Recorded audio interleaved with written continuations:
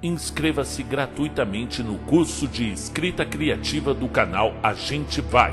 Link nos comentários. Sim, chegou o seu momento. Aquela horinha do dia que você tira pra você. Coloca os fones de ouvido, esquece por um momento os problemas do dia a dia e fecha os olhos para ouvir uma história. A temperatura está agradável? A altura do volume está boa? Hoje a história é sobre ficção científica. Esse gênero foi muito usado no século XX e agora explodiu de vez no século XXI. Mas Arthur C. Clarke é um dos maiores expoentes do gênero. Junto com o seu amigo, eles trocavam cartas. Isaac Asimov, que começou com uma menina de 16 anos, chamada Mary Shelley, que em uma noite chuvosa entrou no seu quarto e escreveu uma das maiores obras, não só de terror, mas também de ficção científica, inaugurando o gênero Frankenstein ou o Prometeu moderno. Essas e mais dicas de leitura você encontra no nosso Instagram, Conta um Conto _Favaro. Lá tem alguns prêmios também, inclusive uma caneca linda do Edgar Allan Poe. Olha só, eu vou até colocar aqui na imagem para vocês. Caso queira ter uma em casa, também vamos disponibilizar a nossa lojinha virtual. Vamos à história? Conta um Conto apresenta de Arthur C. Clarke. Passagem da Terra. Narração: Marcelo Fávaro.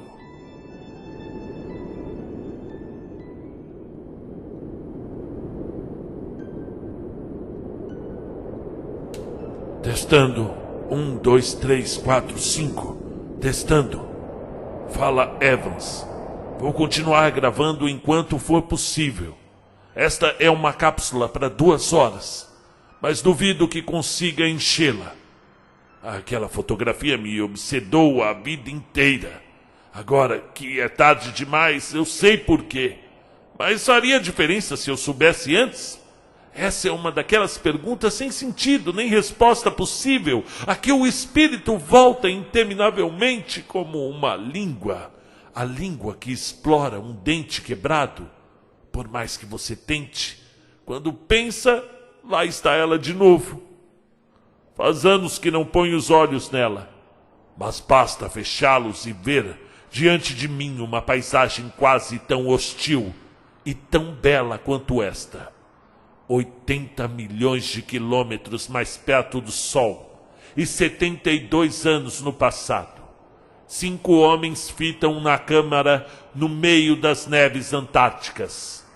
Nem mesmo as volumosas roupas de peles podem esconder a exaustão e a derrota que marcam todas as linhas daqueles corpos. E os rostos já foram tocados pela morte. Eles eram 5. Nós também éramos 5. E, naturalmente, também tiramos uma fotografia em grupo. Mas quanto ao resto, bem, foi tudo diferente. Nós sorríamos, alegres e cheios de esperança. E a nossa foto apareceu em todas as telas da Terra 20 minutos depois. A deles? Passaram-se meses antes que a sua câmera fosse encontrada e trazida de volta à civilização. E nós estávamos morrendo, confortavelmente, com todas as comodidades modernas. Inclusive muitas que Robert Falcon Scott jamais poderia ter imaginado quando foi ao Polo Sul em 1912. 2 horas depois, começarei a informar os momentos exatos quando isso se tornar importante. Todos os fatos estão no diário de bordo. E a esta altura o mundo inteiro os conhece. Creio que eu estou fazendo isto em grande parte para pôr em ordem as minhas ideias, a fim de me dar ânimo para enfrentar o inevitável. O diabo é que eu não sei ao certo que assuntos evitar. e que outros olhar para cara a cara. Bem, só há um meio de averiguar isto. Primeiro item: dentro de 24 horas no máximo, todo o oxigênio terá acabado. Isso põe diante de mim as 3 opções clássicas. Muito bem, a primeira. Eu posso deixar que se vá acumulando dióxido de carbono até perder a consciência. Posso ir lá fora, rasgar o traje, e Marte fará o serviço em cerca de 2 minutos. Ou posso usar um daqueles comprimidos, aqueles que tenho na farmácia portátil. Acumulação de CO2. Todos dizem que é facílimo, o mesmo que pegar no sono. Eu não duvido que seja verdade, mas infelizmente no meu caso há uma associação de ideias com o pesadelo número 1. Quem me dera nunca ter visto aquele maldito livro. Histórias verídicas da Segunda Guerra Mundial, ou como quer que se chame. Havia um capítulo sobre um submarino alemão encontrado e recuperado depois da guerra. A tripulação ainda estava lá dentro. 2 homens por beliche. E entre cada par de esqueletos, o respirador único que eles haviam compartilhado. Bem, isso pelo menos não acontecerá aqui. Mas eu sei com inteira certeza que tão logo começar a ter dificuldade em respirar, me sentirei novamente no interior daquele desditoso submarino. Eu sei que eu vou parar lá. Eu vou para lá. Mas que dizer, então, do meio mais rápido? Quando a gente é exposto ao vácuo e perde a consciência em 10 ou 15 segundos? E as pessoas que tiveram essa experiência, elas dizem que não é dolorosa, apenas esquisita. Mas a ideia de esforçar-me por respirar alguma coisa que não está presente me reconduz direto ao pesadelo número 2. Desta vez trata-se de uma experiência pessoal. Em garoto eu gostava muito de mergulhar quando a minha família ia gozar férias nas Caraíbas. Havia lá um velho cargueiro que fora a pique 20 anos antes, sobre um recife ao largo, e o seu convés estava apenas um par de metros abaixo da tona. Como a maioria das escotilhas estivessem abertas, era fácil descer a coberta para procurar souvenirs e dar caça aos peixes grandes que costumam abrigar-se em tais lugares. Evidentemente, era perigoso fazê-lo sem algum aparelho de respiração, mas por isso mesmo que garoto poderia resistir a desafio como esse. O meu itinerário favorito compreendia o mergulho numa escotilha do convés de Vante, passando depois por um corredor de seus 15 metros, escassamente iluminado por uma série de vigias bastante próximas umas das outras, subindo depois em ângulo por uma breve escada e emergindo finalmente por uma porta na superestrutura semidestruída. Todo esse percurso levava menos de 1 minuto. Em suma, um mergulho fácil para quem estivesse em boas condições de treinamento. Até sobrava tempo para olhar em redor ou brincar com alguns peixes no caminho. E às vezes, para variar, eu invertia a direção, entrando pela porta e saindo pela escotilha. E foi o que eu fiz da última vez. Havia uma semana que não mergulhava, pois houvera uma forte tormenta e o mar estava muito agitado. Assim, era grande a minha impaciência por voltar lá. Pratiquei respiração profunda na superfície durante 2 minutos, até sentir nas pontas dos dedos aquele formigamento que dizia: chegou a hora. Mergulhei em canivete e deslizei suavemente para o retângulo escuro da porta aberta. Sempre a achei com uma aparência agourenta e ameaçadora. Isso contribuía para tornar a aventura mais emocionante. E nos primeiros metros, ia quase completamente às cegas. Tamanho era o contraste entre o sol tropical lá em cima e a escuridão da coberta que meus olhos demoravam um certo tempo para ajustar-se. Em geral, já tinha percorrido metade do corredor quando começava a enxergar com alguma clareza. A partir desse ponto, a iluminação ia crescendo à medida que me aproximava da escotilha aberta. onde uma réstia de sol pintava um deslumbrante retângulo no piso metálico enferrujado e inchado de cracas. Quase havia chegado lá quando notei que, bem, desta vez a luz não estava melhorando nem um pouco. Não havia à minha frente aquela coluna inclinada de sol e me guiava o caminho para um mundo de ar e da vida. Tive um segundo de perplexidade e confusão em que me perguntei se teria perdido o caminho. E então eu compreendi o que havia acontecido. E a confusão mudou-se em pânico. A violência das ondas durante a tempestade devia ter batido com o tampo da escotilha, fechando-a. E este tampo pesava pelo menos 1/4 de tonelada. Não me lembro de ter feito uma volta em U.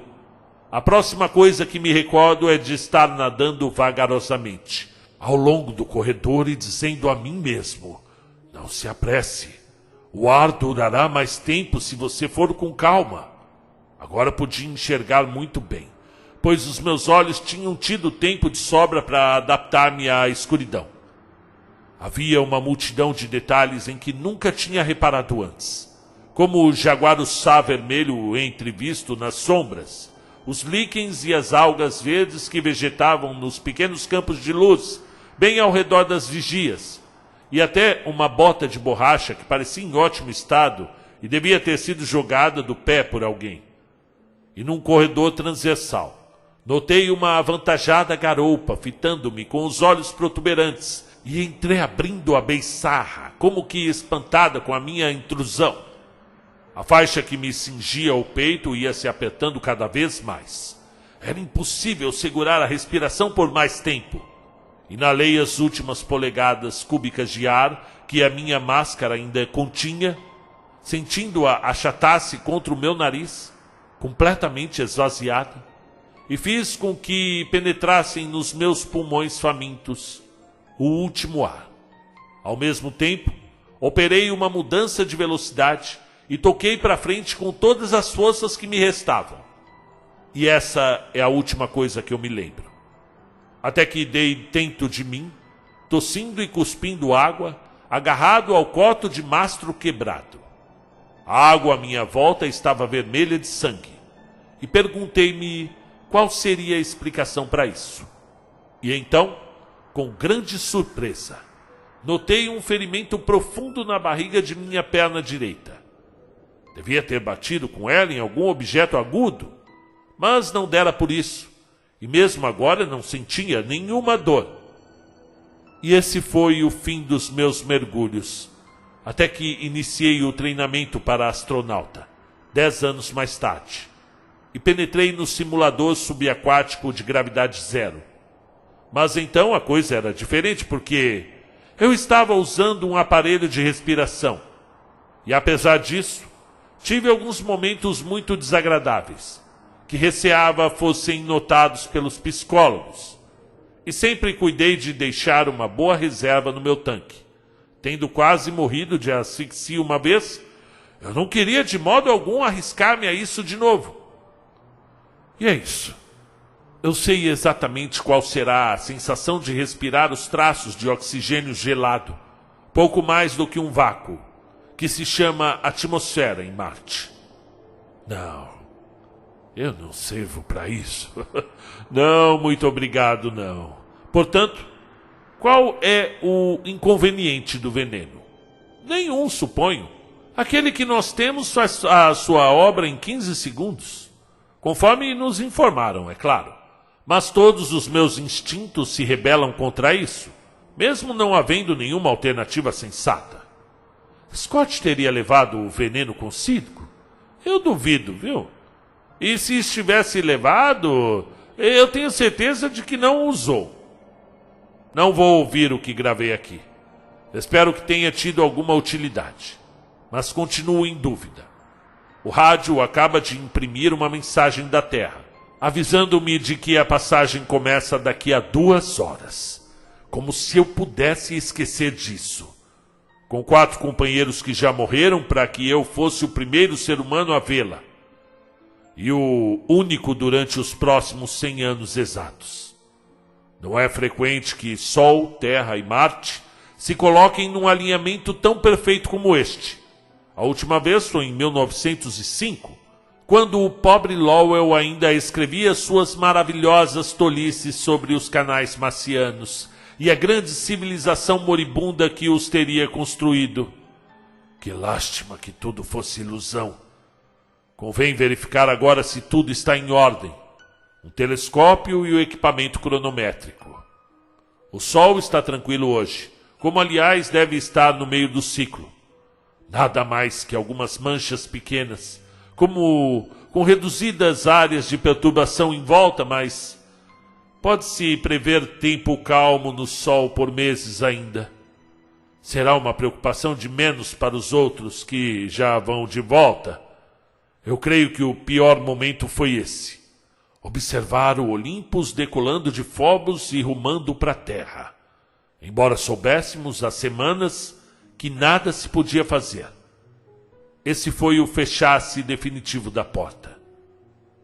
Era noite e pudemos ver tudo perfeitamente. Phobos saltara do horizonte ocidental poucas horas antes e iniciara sua doida carreira através do céu.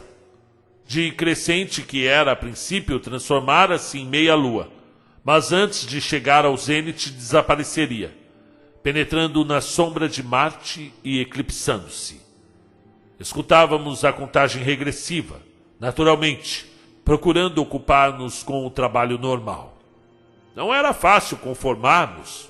Afinal, com o fato de termos sido 15 a vir e de que só 10 voltariam, mesmo naquele instante, penso haver milhões de pessoas na Terra que não poderiam compreender isso.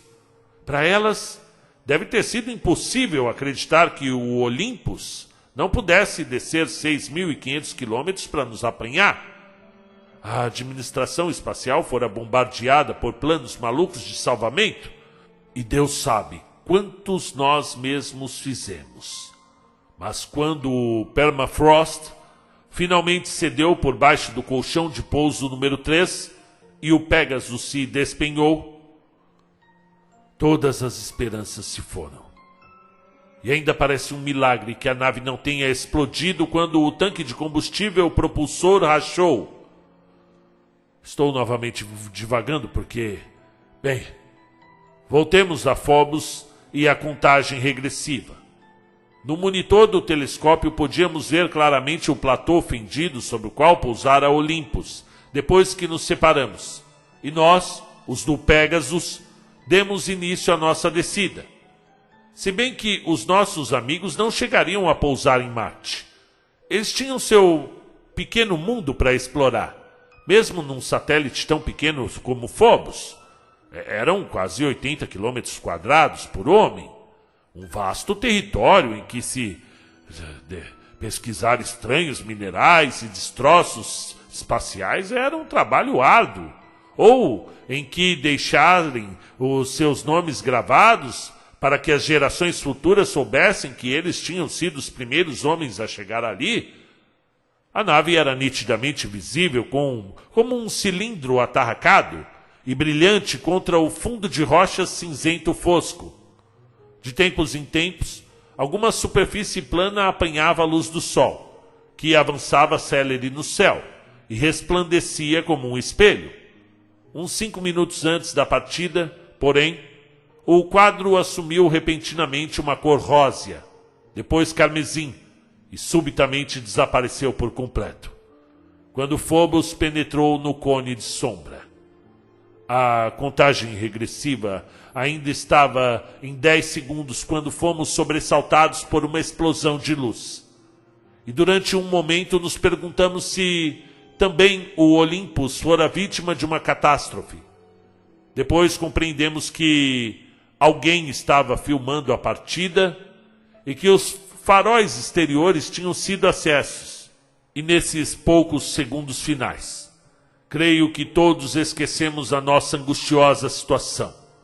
Estávamos lá em cima, a bordo do Olympus, torcendo para que a nossa força de propulsão crescesse suavemente, subtraindo a nave ao minúsculo campo gravitacional de Phobos e depois de Marte, para que pudesse iniciar a longa queda na direção do Sol.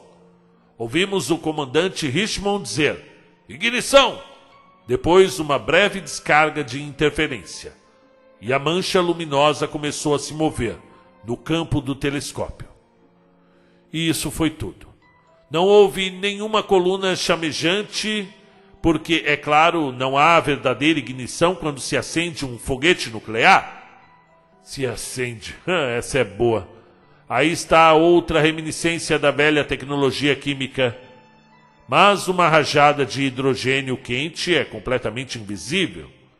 Isso é uma pena que nunca mais tornemos a ver um espetáculo tão magnificente como a partida de um Saturno ou de um Korolev. Pouco antes de terminar a combustão, o Olympus deixou a sombra de Marte e tornou a surgir na luz solar, reaparecendo quase instantaneamente, como uma brilhante e célere estrela. O fulgor da luz deve tê-los sobressaltado a bordo da nave, pois ouvimos alguém gritar: "Cubram! Cubram essa janela!"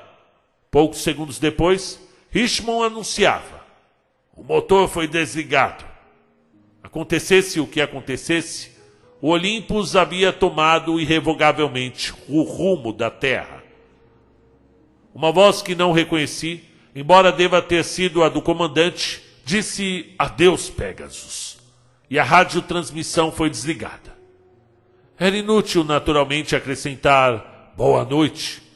Isso era uma coisa que ficara assentada semanas atrás. Acabo de ouvir esta última parte. Por falar em sorte, houve uma compensação, se bem que não para nós. Com uma tripulação de 10 homens apenas, o Olympus pôde abandonar um terço da sua carga sacrificável, aliviando-se de várias toneladas. Assim, chegará à Terra um mês antes do prazo fixado. Muitas complicações poderiam ter surgido durante esse mês. Quem sabe se não salvamos a expedição? Está claro que nunca o saberemos. Mas é confortador pensar nisso. Eu tenho ouvido muita música, a todo volume, agora que já não posso incomodar ninguém. E mesmo que houvesse marcianos, não creio que este fantasma de atmosfera possa transportar o som além de alguns metros. Temos uma bela coleção, mas preciso escolher com cuidado. Nada de deprimente e nada que exija demasiada concentração. Sobretudo, nada que contenha vozes humanas. Limito-me, portanto, aos mais leves clássicos orquestrais, a Sinfonia Novo Mundo e o Concerto de Grieg, para piano. Preenchem todos os meus requisitos. No momento estou escutando a rapsódia sobre um tema de Paganini, de Rachmaninoff. Mas agora tenho que desligar e tratar do meu trabalho. Só faltam 5 minutos. Todo o equipamento está em perfeitas condições. O telescópio rastreia o Sol. O registrador de vídeo está a postos. O cronômetro de precisão funcionando. Estas observações serão tão acuradas quanto possível. Devo aos meus camaradas perdidos, com os quais irei ter dentro em pouco. Eles me deram o oxigênio para que eu pudesse estar vivo nesse momento. Espero que se lembrem disso. Daqui a 100 ou 1000 anos, sempre que fornecerem estas cifras aos computadores. Só um minuto agora. Vamos ao que importa. Para constar nos registros, ano 1984, mês maio, dia 2, com o ponteiro aproximando-se de 4 horas e 30 minutos. Hora efeméride. E lá chegou ele. Meio minuto para contato, passando o registrador e cronometrador em alta velocidade. Acabo de verificar ângulo de posição para ter certeza de que estarei olhando para o ponto certo, no limbo do Sol, usando a potência de 500. Imagem perfeitamente firme mesmo com essa baixa elevação. 4h32. A qualquer momento agora. Lá está, lá está. Eu quase não posso acreditar nos meus olhos. Um minúsculo entalhe na orla do Sol. Ele está crescendo, Alô, Terra, olha para mim! A estrela mais brilhante do teu céu, bem no zênite à meia-noite. Fiz o registrador voltar à lenta. 4h35. É como se um polegar estivesse avançando na orla do sol, cada vez mais fundo. É fascinante. É fascinante observar isso. 4h41. O meio exato da progressão. A Terra é um perfeito semicírculo negro. Um pedaço do sol arrancado de uma só dentada. Como se alguma doença o estivesse consumindo. 4h48. Completados 3/4 do ingresso. 4h, 49 minutos e 30 segundos. O registrador novamente em alta velocidade. A linha de contato com a fímbria do sol está diminuindo rapidamente. Agora é um fio preto mal e mal visível. Dentro de poucos segundos a Terra inteira estará sobreposta ao sol. Agora eu posso ver os efeitos da atmosfera. Um fino halo de luz cerca aquele buraco negro no sol. Como é estranho pensar que eu estou vendo o arrebol de todos os ocasos, de todas as alvoradas, que neste momento exato ocorrem em volta de toda a Terra. O ingresso completado. 4h, 50 minutos e 5 segundos. O mundo inteiro mudou-se para a face do sol. Um disco preto, perfeitamente circular, formando silhueta contra aquele inferno de chamas. 144 bilhões de quilômetros além. Parece maior do que eu esperava. Seria fácil tomá-la por uma mancha solar de bom tamanho? Nada mais que ver durante 6 horas, até que apareça a Lua, indo no encalço da Terra a uma distância de metade da largura do Sol. Eu vou reirradiar os dados do registrador para a Lunacom. Depois procurarei dormir um pouco. O meu último sono. Será que eu vou precisar de drogas? Parece uma pena desperdiçar essas poucas horas que me restam, mas eu quero conservar as minhas forças e o meu oxigênio.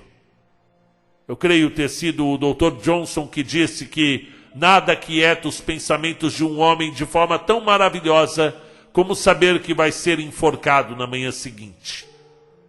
Mas por que artes do diabo ele pôde descobrir isso? 10h e 30 minutos. Hora efeméride. O Dr. Johnson tinha razão. Só tomei uma drágia e não me lembro de ter tido sonhos. O condenado também comia um lauto de jejum. Vamos suprimir isso. Volto ao telescópio. Agora a Terra está no meio de seu caminho através do disco, passando bastante ao norte do centro. Dentro de 10 minutos deverei ver a Lua. Acabo de colocar o telescópio na sua mais alta potência, 2000. A imagem está um pouquinho indistinta, mas ainda é bastante boa. Halo atmosférico muito nítido. Espero ver as cidades no lado escuro da Terra. Bem, eu não tive sorte. Excesso de nuvens, provavelmente. Uma lástima. A coisa é teoricamente possível, mas nunca conseguimos. Quem me dera. Bom, deixa isso pra lá. 10h e 40 minutos. Registrador em baixa velocidade. Tomara que eu esteja olhando para o lugar certo. Faltam 15 segundos. Registrador em alta. Raios! Deixei escapar! Mas não faz mal. O registrador terá apanhado o momento exato. Já se nota um pequeno entalhe preto no limbo do Sol. O primeiro contato deve ter ocorrido aproximadamente às 10h, 41 minutos e 20 segundos. Como é grande a distância entre a Terra e a Lua. Entre elas há metade da largura do Sol. Ninguém diria que os dois corpos têm algo a que ver um com o outro. Isso nos dá uma ideia de como o Sol realmente é grande. 10h e 44 minutos. Metade exata da Lua passou à borda. Uma pequenina mordida semicircular e de contorno muito nítido na orla do Sol. 10h, 47 minutos e 5 segundos. Contato interno. A Lua separa-se do limbo e fica toda inteira sobre o Sol. Eu não creio que eu possa ver alguma coisa do lado da noite, Mas vou aumentar a potência? Ei, isso é esquisito. Bem, alguém deve estar tentando me falar. Há um pontinho de luz pulsando ali. Peraí. Tem um ponto de luz pulsando ali, sim. Na face escurecida da Lua. Provavelmente o laser da base Imbrium. Lamento muito, pessoal. Já fiz todas as minhas despedidas e não quero repeti-las. Nada mais tem importância agora. Percorrido toda essa distância, o feixe luminoso tem apenas 100 milhas de largura. A Luna considera todo esse trabalho para apontá-lo diretamente para mim. E suponho que eu devia sentir remorso de não fazer caso, mas eu não sinto. Meu trabalho está quase terminado e não tenho mais nada que ver com as coisas da Terra. 10 horas e 50 minutos. Registrador ligado e desligado ficará até o fim da passagem da Terra, daqui a 2 horas. Fiz uma merenda e estou contemplando pela última vez o panorama que se descortina da esfera de observação.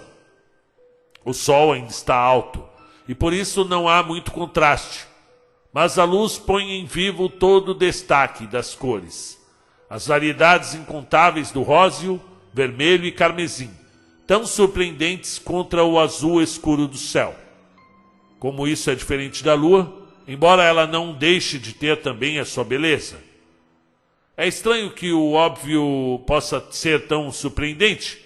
Todos sabiam que Marte era vermelho, mas não esperávamos realmente o vermelho da ferrugem, o vermelho do sangue. É como o deserto pintado do Arizona. Depois de algum tempo, os olhos anseiam pelo verde. Para o norte, há uma grata mudança de cor. A calota de neve de dióxido de carbono sobre o Monte Burroughs é uma deslumbrante pirâmide branca. Outra surpresa esta. Burroughs fica 7.500 quilômetros acima na altitude base.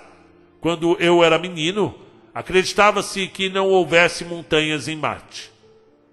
A duna de areia mais próxima fica a 400 metros daqui, e também ela tem emplastos de geada que, na sua vertente que fica à sombra. Durante a última tempestade nos pareceu que ela se movera alguns pés, mas não podíamos ter certeza. Certamente as dunas se movem, como as da Terra. Um dia, suponho, esta base será invadida e coberta, para só tornar a aparecer depois de 1000 anos, ou 10.000 anos. Aquele estranho grupo de rochas, o elefante, o Capitólio e o bispo, ainda guarda o seu segredo e desperta em mim uma lembrança arreliante da nossa primeira grande decepção. Teríamos jurado que eram sedimentares, e com que alvoroço nos tocamos para lá em busca de fósseis. Agora, então, não sei como se formaram esses afloramentos. A geologia de Marte continua a ser um montão de contradições e enigmas. Temos passado problemas de sobra ao futuro, e aqueles que vierem depois de nós encontrarão muitos outros ainda. Mas há um mistério que nunca transmitimos à Terra, e que nem sequer consignamos no nosso diário. Na primeira noite, depois de pousarmos, revezamos-nos no serviço de sentinela. Brennan, que estava de quarto, me acordou um pouco depois da meia-noite. Engasguei-me, pois ainda não era minha hora. Mas ele me disse que tinha visto uma luz mover-se em redor da base do Capitólio. Ficamos observando durante 1 hora, pelo menos, até que chegou o meu turno. Mas não vimos nada. Fosse o que fosse a tal luz, nunca mais tornou a aparecer. Ora, Brennan era um homem equilibrado e prosaico como poucos. Se ele disse que viu uma luz, é porque ele viu. Talvez se tratasse de uma espécie de descarga elétrica ou de um reflexo de Phobos numa superfície da rocha polida, aquelas rochas polidas pela areia, ou de um reflexo de Phobos numa superfície de rocha polida pela areia. De qualquer forma, Resolvemos não mencionar o fato a Lunacon, a menos que acontecesse de novo. Desde que fiquei só, tenho acordado muitas vezes à noite e observo essas rochas, fracamente iluminadas por Phobos e Deimos. Elas me lembram a silhueta dos edifícios de uma cidade escurecida, e assim permaneceram sempre. Nenhuma luz me apareceu jamais. 12h49. Hora efeméride. O último ato vai começar. A Terra está quase alcançando a orla do Sol. Os dois chifres de luz que ainda a cingem apenas se tocam. Registrador em alta velocidade. Contato. 12h50 e 16 segundos. Os crescentes de luz já não se encontram. Um pequenino ponto preto surgiu na fimbra do Sol. É a Terra que começa a atravessá-la. Esse ponto vai se alongando. Registrador em lenta. 18 minutos de espera até que a Terra finalmente se separe da face do Sol. A Lua ainda tem mais de meio caminho a percorrer, porque não alcançou o ponto médio da sua passagem. Parece um pequeno pingo de tinta, com apenas 1/4 do tamanho da Terra. E já não se vê piscar nenhuma luz ali. A Lunacon deve ter desistido. Bem, disponho ainda de 1/4 de hora aqui, na minha última morada. O tempo parece estar acelerando, como acontece nos momentos finais antes de uma partida para o espaço. Não importa. Já tenho tudo calculado e preparado. Posso até relaxar. Já me sinto uma figura histórica. Estou na pele do comandante Cook, em Tahiti, no ano de 1769, observando a passagem de Vênus. Salvo essa imagem da Lua que segue nas pegadas, deve ter se parecido exatamente com o que acabo de assistir. Que teria pensado Cook há mais de 200 anos se soubesse que um dia um homem observaria o mundo, de um mundo exterior, a Terra inteira transitando sobre o Sol. Estou certo de que ficaria assombrado e depois encantado, mas sinto uma identidade mais estreita com um homem que ainda não nasceu. Espero que ouça essas palavras. Quem quer que você seja, talvez esteja nesse mesmo lugar daqui a 100 anos, quando ocorrer a primeira passagem. Saudações a 2084, dia 10 de novembro. Desejo-lhe mais sorte do que tivemos. Suponho que tenhamos vindo aqui numa espaçonave de luxo, ou talvez tenha nascido em Marte e seja um estranho à Terra. Você saberá coisas que eu nem posso imaginar. E contudo, de certo modo não o invejo. Não trocaria mesmo de lugar com você, ainda que pudesse fazê-lo, porque você se lembrará do meu nome e saberá que eu fui o primeiro homem a observar uma passagem da Terra. Ninguém verá outra, antes que tenham decorrido 100 anos. 12h59. Exatamente no meio do egresso, a Terra é um semicírculo perfeito, uma sombra preta sobre a face do Sol. Ainda não me posso furtar a impressão de que alguma coisa deu uma grande mordida naquele disco de ouro. Dentro de 9 minutos ela terá ido embora, e o Sol ficará de novo inteiro. 13h07. Registrador em alta. A Terra quase se foi. Resta apenas uma covinha rasa na beira do Sol. Facilmente se poderia tomá-la por uma pequena mancha, cuja extensão ultrapasse o limbo. 13h08. Adeus, linda Terra. Vai lá indo ela, vai lá indo. Adeus. Estou bem agora. Isso passou. Todos os dados cronométricos foram enviados à Terra. Dentro de 5 minutos eles irão acrescentar-se ao tesouro de conhecimentos da humanidade. E a Lunacon saberá que eu não abandonei meu posto. Mas não vou enviar isso. Vou deixá-lo aqui, para a próxima expedição. quando quer que ela venha realizar-se. Podem passar-se 10 ou 20 anos antes que alguém apareça por aqui. Para que voltar a um lugar já visitado quando há tanto de explorar por aí? De modo que esta cápsula vai ficar aqui, como ficou o diário de Scott na sua barraca, até que os próximos visitantes a encontrem. Mas a mim é que não o encontrarão. É estranha essa dificuldade que eu tenho, de me desligar de Scott. Creio que foi ele quem me deu a ideia. Porque o seu corpo não permaneceria para sempre gelado na Antártida, isolado do grande ciclo da vida e da morte. Havia muito que aquela barraca solitária iniciara sua marcha para o mar. No espaço de poucos anos, foi sepultada pela neve que caía e tornou-se parte da geleira que desce eternamente do polo. Em poucos séculos, o navegador terá voltado ao mar. Será novamente incorporado ao ciclo das coisas vivas. O plâncton, as focas, os pinguins, as baleias, toda a fauna multitudinária do Oceano Antártico. Aqui em Marte não há oceano, nem jamais houve durante 5 bilhões de anos, pelo menos.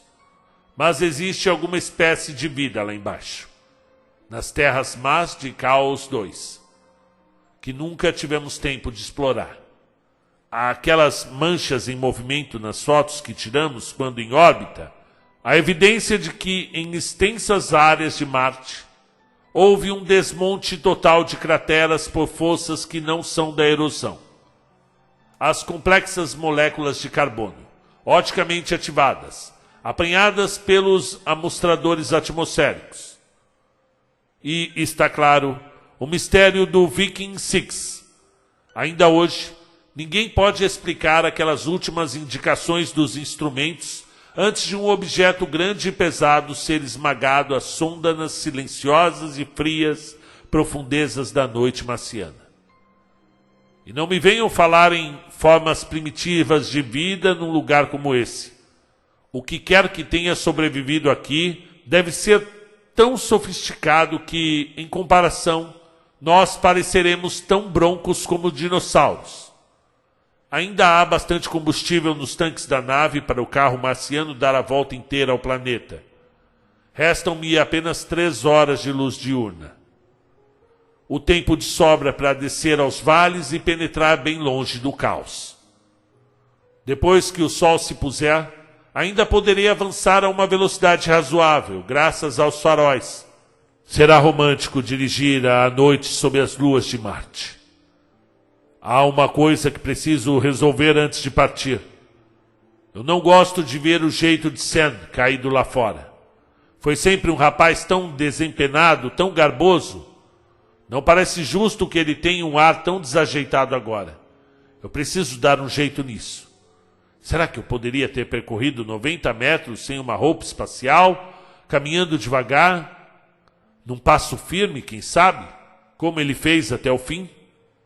Procurarei não olhar para o seu rosto. Pronto, tudo em ordem de marcha. A terapia fez efeito. Sinto-me perfeitamente à vontade e até alegre, agora que sei exatamente o que vou fazer. Os velhos pesadelos perderam o seu poder. É verdade, todos nós morremos sozinhos.